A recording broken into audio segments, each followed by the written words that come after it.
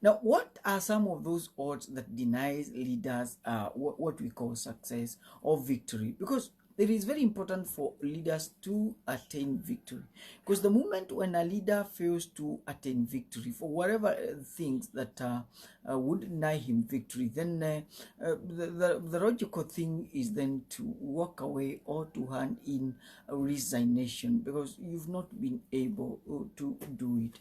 And we've seen a lot of leaders who are know their responsibility on at the moment when they are not able to uh, execute or be able to do that which they've been called to do. One of the things that they do is that they hand in their resignation.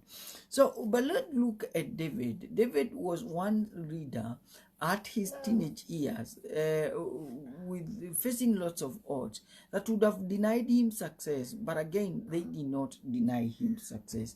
Actually, in 1 Samuel chapter 17 verse 50, we read that, and so without a sword David defeated and killed Goliath with a sling and a stone.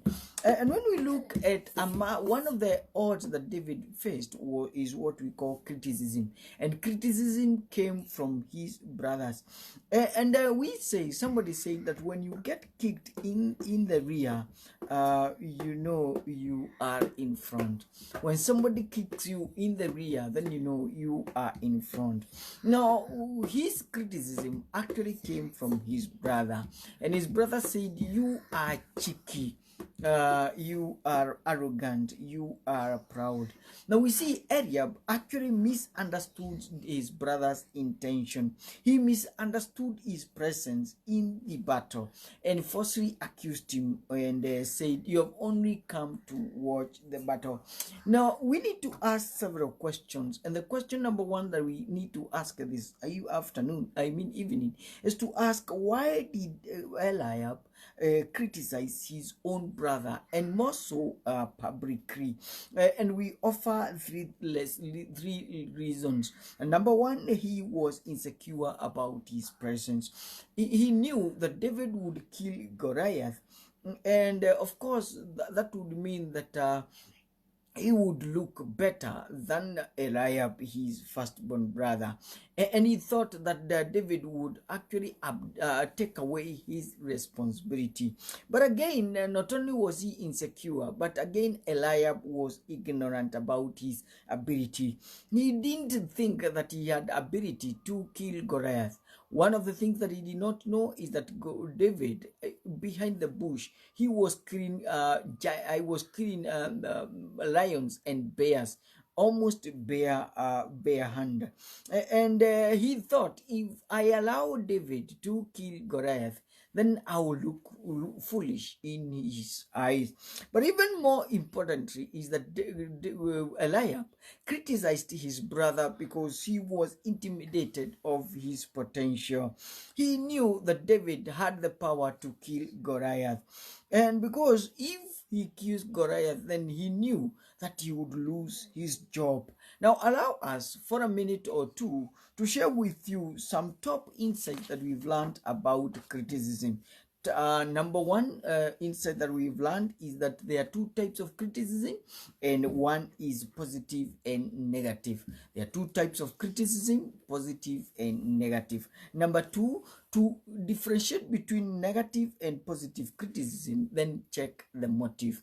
When it is negative, the motive is to hurt you. When it is positive, it is to help you to improve. Number three, if I'm criticized, if what I'm criticized of is untrue or unfounded, then I will laugh at it and ignore it.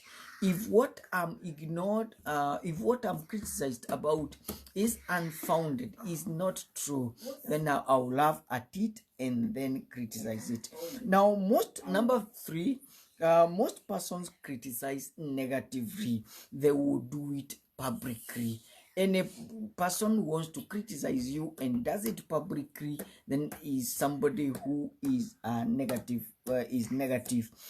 And we are saying they will do it publicly, they will do it loudly, they will do it foolishly, because their goal is to disapprove you, to make you feel bitter, and to make you smaller. Please underline those words. Let me read that line again. Most people will criticize you negatively. They will do it publicly.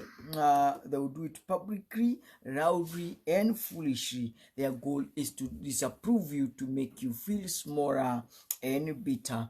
But again, even more importantly, is that few persons will criticize positively, and they will do it privately, wisely, and prayerfully. Their goal is to improve you so that you look better and bigger.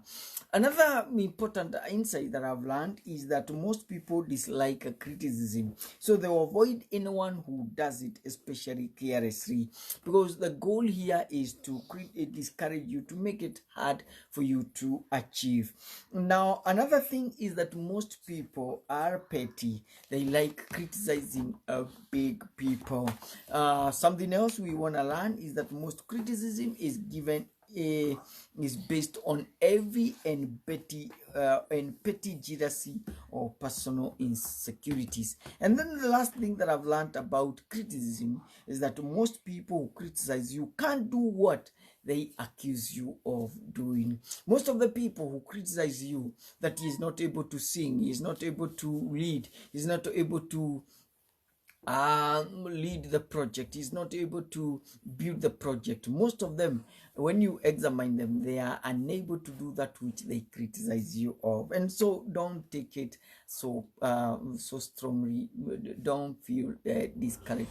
So what is the odd that one of the odds that actually deny readers success is what we call criticism. And criticism come to all of us. Jesus was criticized, David was criticized, Daniel was criticized, even as we say, Jesus was criticized.